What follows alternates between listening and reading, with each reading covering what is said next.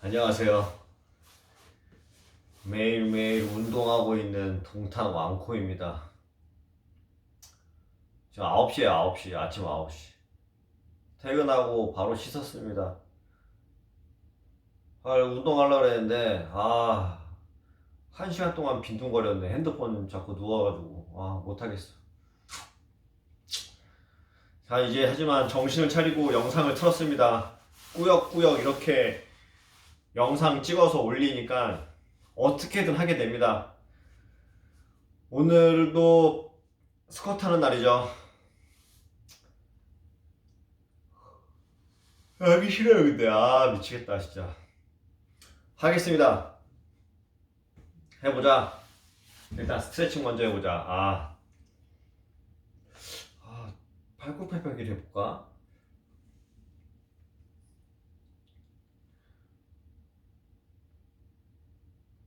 어저께 많이 잤더니, 쉬는 날 많이 잤더니, 이게 상체가 좀 많이 풀린 것 같아요. 그래서 오늘은 2개 다 하겠습니다. 스쿼트랑 팔굽혀펴기랑 다 할게요. 항상 CNN, 미국 지금 코로나 때문에 난리죠, 지금. Coming worse than the virus itself.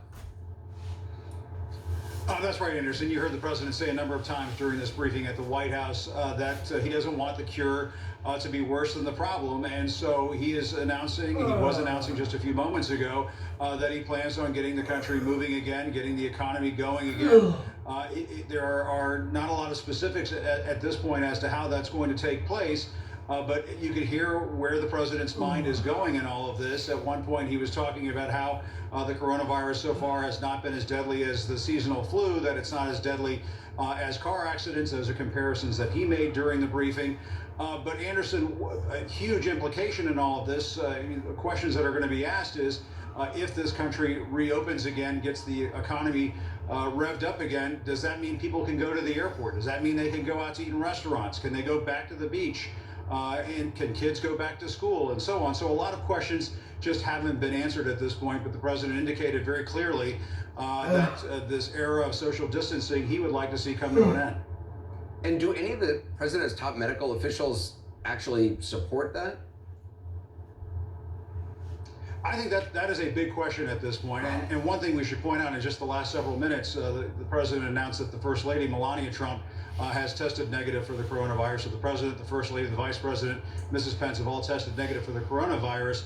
But getting to your question, Anderson, the president has been getting some pushback. Top officials have been getting some pushback behind the scenes by Dr. Anthony Fauci, the top infectious diseases expert for the administration. According to sources I'm talking to, Dr. Fauci has been urging some of these social distancing guidelines to continue, that he wants to see appropriate public health measures to continue. But you heard the president say during this briefing that you can't let these things go on forever. He doesn't want to see this last for months. And he indicated during this press briefing that within the next week or so, when the original 15-day period comes to an end, he's going to be making a decision. He was talking at one point, Anderson, about certain parts of the country that are dealing with a very big outbreak, like New York City and so on, New York State, that those areas may remain somewhat shut down versus other states like Nebraska and Idaho that he mentioned, where they don't have as big of a problem, where things could reopen to basically back to where they were. But Anderson, the president was pressed specifically whether or not Dr. Fauci agrees with the direction he's heading. And the president, and I think this will probably go down in some infamy in the days to come, said Dr. Fauci doesn't not agree with me. That was not a clear answer. And even Dr. Debbie Birx, who was in the briefing, Dr. Fauci was not in the briefing, said at one point she wants to look at the data. So she did not directly answer the question as to whether or not she agrees with the president's recommendations. And so it seems the doctors, the top doctors of the administration and the economists inside this administration, people like Larry Kudlow, who are pushing the president to get the economy going again, are on opposing sides of all of this. And this is going to get hashed out behind the scenes in the coming days. And in a pretty short order, we're going to find out where this country is going to stand in a not too distant future, Anderson. I would suspect days, not weeks from now. Anderson? And we didn't hear much about the relief bill being negotiated in Congress. What's the status of that? Democrats seem to be saying that there could be a deal tonight or tomorrow to get a $2 trillion stimulus deal passed by the Congress and to the president's desk within the coming days. They were almost at each other's throats earlier today, Anderson, where the Senate Majority Leader Mitch McConnell was accusing Democrats of essentially tanking the markets, tanking the economy to get provisions that they would like to see. Democrats were saying no. The Republicans, Senate Majority Leader Mitch McConnell, that he was putting, unnecessary voting guidelines in a way to sort of make the Democrats look bad. So they've been going at each other all day long, Anderson. But our sources are telling us that it sounds as though they're moving towards passing a stimulus bill within the next day or so. The question is it even needed at this point at the size that they're talking about if the president is talking about reopening this economy again? Jim Acosta. Jim, thanks very much. Appreciate it. Even as the debate at the White House goes on over relaxing restrictions, states across the country were tightening them, bracing for the wave that could be coming their way. Today, infectious disease physicians at Emory University in Atlanta implored Georgia's governor to declare a 2-week shelter-in-place order. Their letter cited as model suggesting that tomorrow is a point of no return, beyond which any delay increases the chances of completely overwhelming the hospital system. And late today, Florida's governor ordered 14 days of self-isolation for anyone arriving there from New York and New Jersey. In all, at least 13 states now have some form of stay-at-home measures in effect or about to be. That includes California. CNN's Nick Watt joins us now from Los Angeles for a look at the big picture. So where do preparations and supplies stand at this hour? Well, Anderson, like many other places in the country, here in Los Angeles, officials are really taking the initiative. LA County and City just cut a deal with a South Korean company to buy tens of thousands of coronavirus test kits. They hope to be performing around 5,000 tests a day by the end of this week. And in terms of the bigger picture, I mean, we heard from the American Hospitals Association, and they say that every hospital in every community will experience shortages, particularly of those protective equipment for the health workers. So it is not just going to be the current hotspots like New York. This massive Manhattan Convention Center about to be converted into 4 field hospitals, 1,000 beds between them. We have not even begun to see the influx of patients. This is still the relative quiet before the storm. The governor has ordered every hospital in New York to increase bed capacity by 50%. New York State now home to around half the confirmed cases in this country, with more than 20,000, that's tripled in 3 days, and with more than 150 deaths. If we don't get the ventilators in particular, we will actually start to lose lives who could have been saved. The state says many cases are ages 18 to 49. Experts suggest vaping might be a factor. You can get it. The numbers show you can get it if you're a young person. The economy cratering. The restaurant food service industry alone estimates 7 million could lose their jobs. Restaurant manager Jay Boken already has. People are not going to be able to support their families. And stay-at-home orders still spreading. Ohio, Louisiana, Connecticut, Indiana, West Virginia, and Michigan among the recent additions. But not everyone is taking social distancing seriously enough. We can't have the kind of social distancing that parts of Italy had, or we will turn into Italy with those case counts and those death rates. More than 6,000 have now died in Italy, among them more than 20 doctors. Here, thousands of retired healthcare workers are now heeding the call to come back to work. I feel I have a moral obligation to share my skills. We can't imagine what it's going to be like a week or 2 from now. So many places now struggling for supplies. We just received our allotment from the federal government's National Strategic Stockpile. The allotment of personal protection equipment for one of our hospitals, that allotment is barely enough to cover 1 shift at that hospital.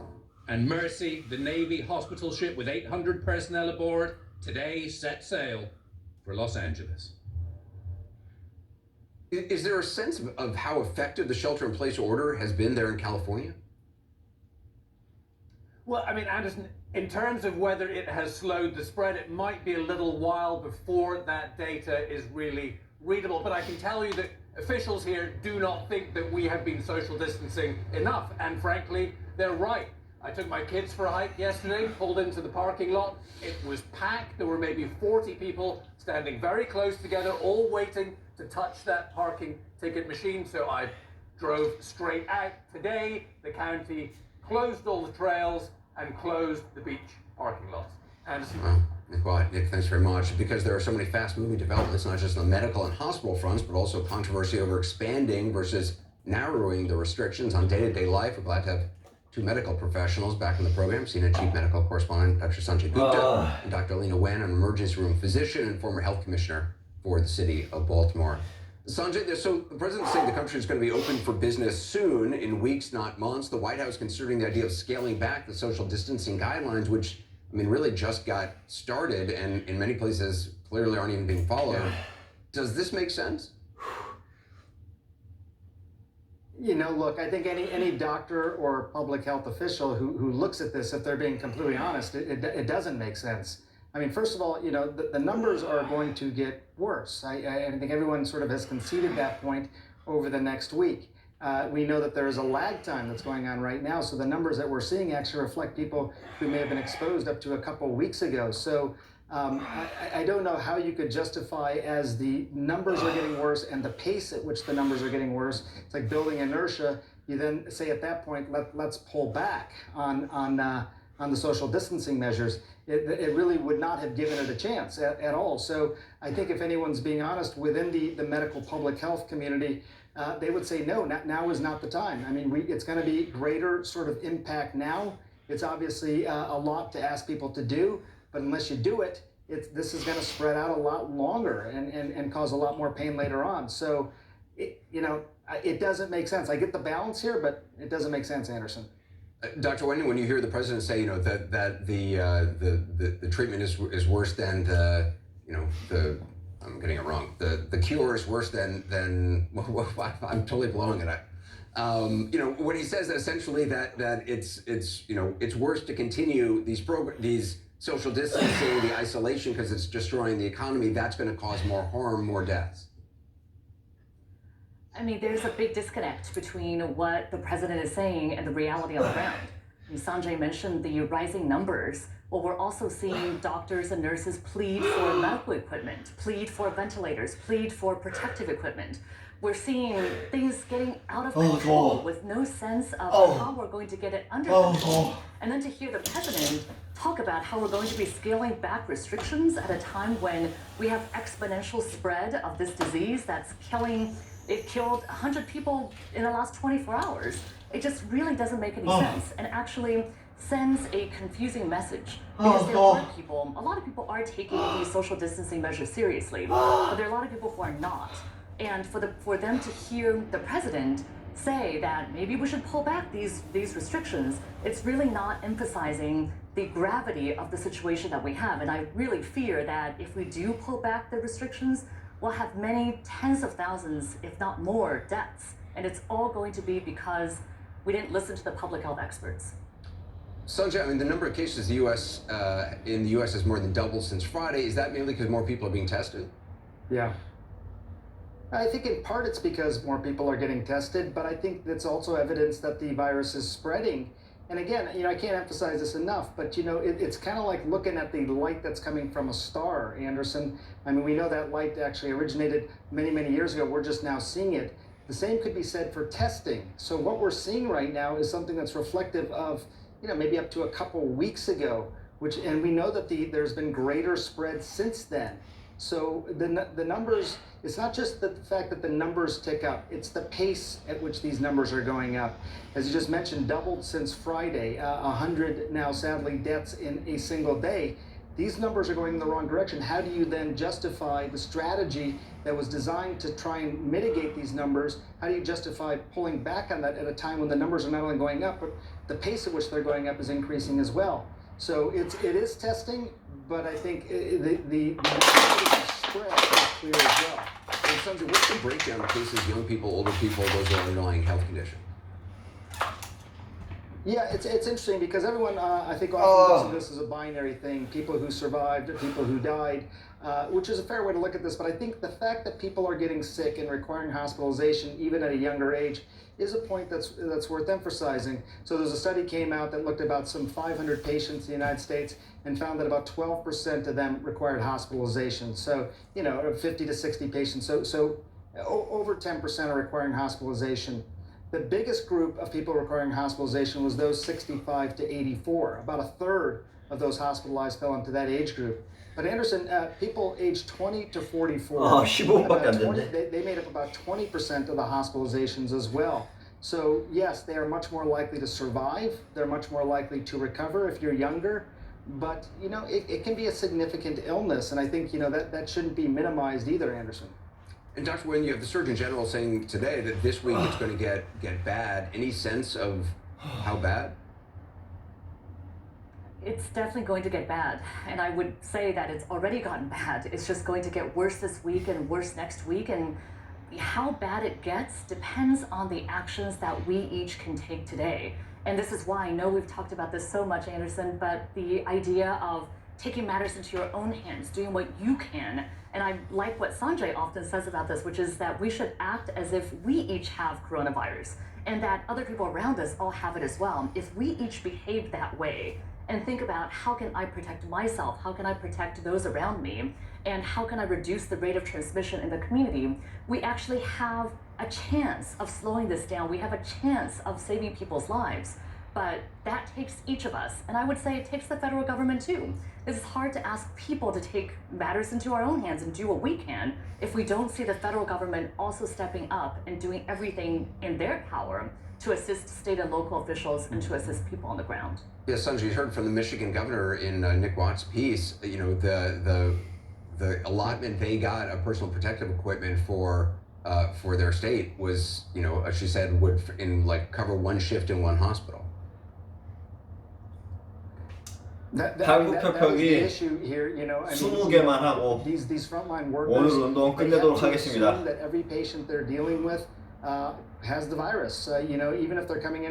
말은 많이 했어, 진짜 많이 했어. 정말 진짜 너무 1분도 하기 싫었는데 꾸역꾸역하게 됩니다. The patients have the virus, and that's why they're running out so quickly.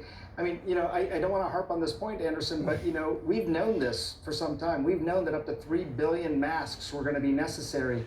That's what the buying time was all about since the beginning of this year. So it's sad that we're finding ourselves behind now in this particular regard because they can't protect themselves. Yeah, Dr. Nguyen, Sanjay, stick around. Coming up next, Dr. Nguyen, thank you. Coming next, we're going to be joined by a doctor who was asked a similar question to the president, namely, in the words of his New York Times opinion piece, is our fight against coronavirus worse than the disease? Talk to him ahead. And later, a report from the original lodge, what nurses at the Life Care Center in Kirkland, Washington have to say about what they've experienced. 20개 하겠는데 15개 했는데 나머지는 스쿼트 그냥 10개로 할게요. When you follow a story, you may be asked to take risks. And sometimes go down a path that's not marked. Where Iraqi troops would pre-position and these Americans would advise them. These protests are a test for Hamas. Any understanding between Israel and Gaza could quickly fall apart again. The protesters are just outside a military base. They're throwing rocks and security forces firing tear gas. When you dare to take risks, you witness passion and persistence. And they just want to get their task be processed so they can get out of this facility.